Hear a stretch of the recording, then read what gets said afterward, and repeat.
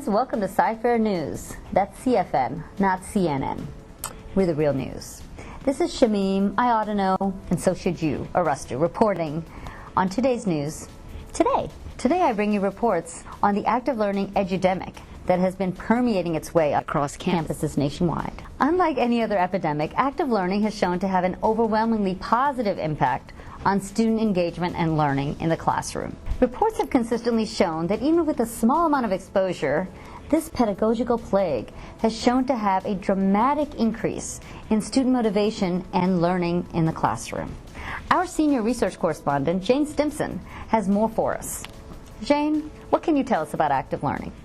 Good morning. This is Jane Stimson, senior research correspondent, reporting on the edudemic sweeping the nation, active learning. Educators and students everywhere are extolling its virtues, but why? To find out, let's dig into some of the research on the benefits of active learning.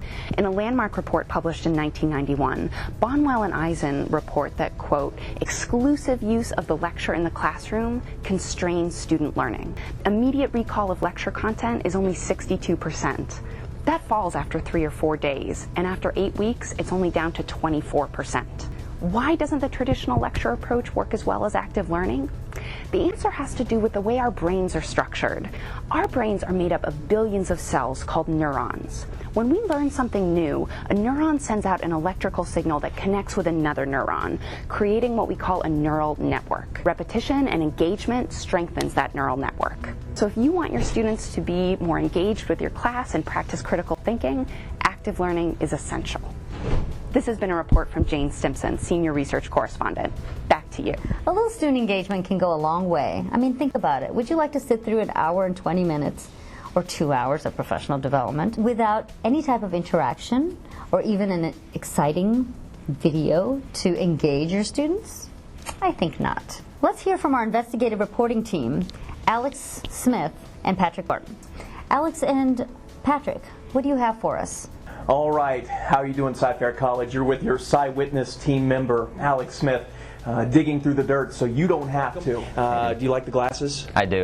Okay. Looks very nice. I don't need them, so I just do it for effect. What was maybe some of your not so good classroom experiences that you've had so far? I would say definitely, the classes that the professor just stands there or actually sits on a chair and just talks for an hour and 20 minutes. We're not engaged. We don't talk to each other like as a group, and you just sit there for an hour and 20 minutes. You want to fall asleep, and those are the worst. And I'm actually in one of those classes right now. Are you? I'm here with Rick. It's Ray. Oh, okay, whatever, Rick. What I really dislike is just how consistent it is with the homework, how you got to constantly turn it in on time. That really irritates me. How dare they? Yeah.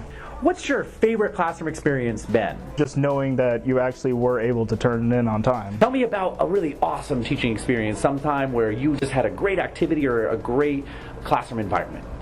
We had a teacher once who was super enthusiastic about the assignment that they were giving us.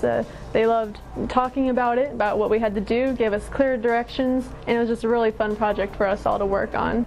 Some of my favorite personal classes are the ones where we're engaged, as a group, get into small groups, talk to each other, try to get ideas off of each other, because I feel like we learn best in groups because everybody brings something different to the table. Indeed, so you've made friends this way. Yeah, I did. I actually did. You seem like a popular chap around campus, so that's good. That's good. Any tips for me?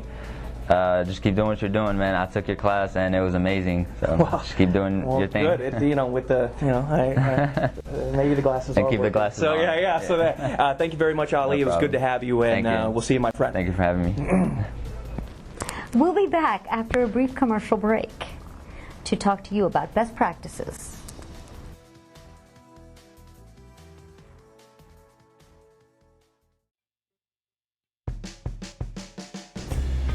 So the modern comma finally was first used by Aldo Manuzzo, and that concludes our brief 45-minute overview of the history of the comma. Any questions? Wait. I think we could do a little better than that. Have you thought about using any of our tools from the Active Learning Toolbox? Not really. What's wrong with what I'm doing right now? Okay, so I don't know about all that because that kind of looks a little bit overwhelming to me. I don't know where to start. There's some easy ones. For one, you could do exit cards. Give your students index cards and ask them to write down questions or things they connected with as they walk out the door. You can always do a gallery walk. Have them write some information, draw pictures to illustrate what you're talking about, and then hang them around the room and get them actually moving. Also, you could do a PMIQ. Have each student write a positive, a minus, something interesting, and a question about the material that you've just covered. Or a great easy one is have them all write 1-minute papers. That way they really connect with the material. Okay, but just a second, because there's a whole bunch of stuff in here. Like, do I need to use all this stuff all the time? I mean, that's a lot. Easy, easy. Now, just try to do one per lesson, right? Maybe one time you do a 1-minute paper. Next week, try a gallery walk. Absolutely no need to have all of these as you go. Okay, so I think maybe I can try that. I think I'll think about the exit card. So class, take the note card that you have there and write 3 things that you've learned today about the history of the comma. But wait, there's more. For those of you who have really content-heavy information, and I know sometimes you need to lecture, right? All of us have phones. Set a 20-minute timer on your phone, and every time it goes off, that's a reminder to check in on your students and make sure they're engaged, ask questions, make sure everyone is clear on understanding, and then keep going. Okay, so that sounds doable. That sounds really great. I think that maybe I'll start trying some of these things with you all, and maybe my student evaluations will be improved as well. This is really helping me connect with the material. Can we do more of these?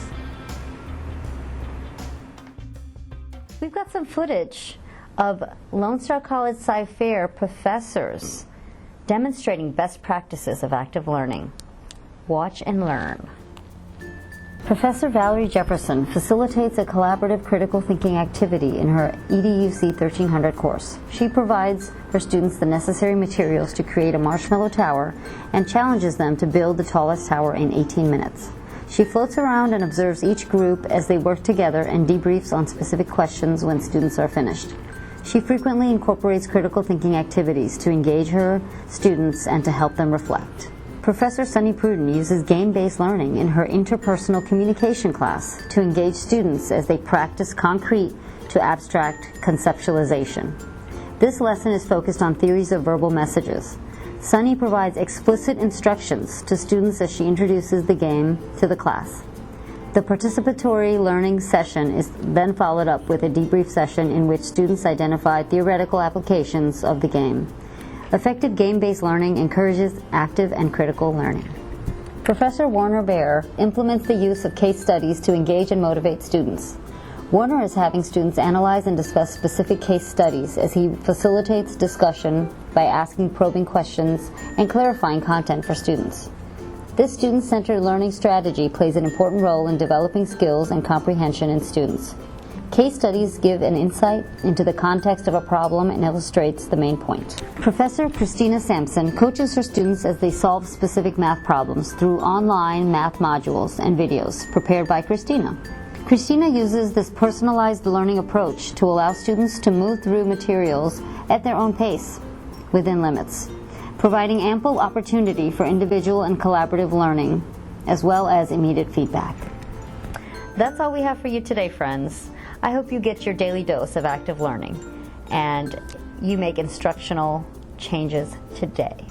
This is Shamim, I ought to know, and so should you, Arastu, reporting live. Catch tomorrow's news tomorrow. Thank you.